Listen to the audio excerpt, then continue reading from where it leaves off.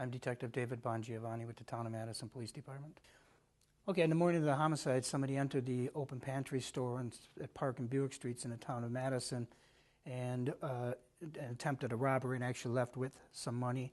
We think there might have been a struggle that occurred. Andrew Nehmer was stabbed. He attempted to make a phone call. We know that because the phone was off the hook and it was beeping when people came in. And then he left the store, walked out of the open pantry store, across the parking lot, and that's when a car with two individuals drove into the parking lot, saw him staggering across the parking lot. It wasn't sure what was wrong with him, and then they saw him collapse out by the curb near the street. Back in '86, the town of Madison was a little different environment. There was a lot more crime.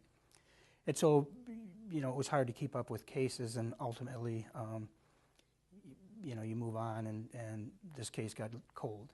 And so we had to locate and interview all the previous witnesses.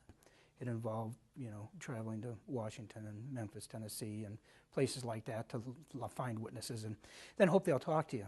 Because it's such a heinous crime, a murder, that people oftentimes remember a lot of detail. We look at the evidence that we have and see if there's anything more that we can do with the evidence, because some of the technology now didn't exist in 1986. But there are things that were done back then that, fingernail scrapings, these sorts of things that we can do DNA on today.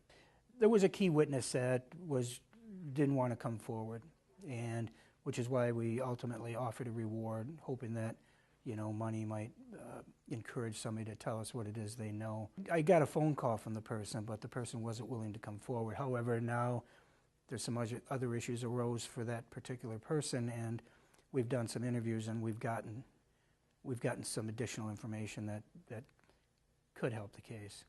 We're kind of where we want to be there's some other things we want to fine-tune, and then we're where we want to go and present the case back to the district attorney's office and ask them if they would consider prosecuting this case.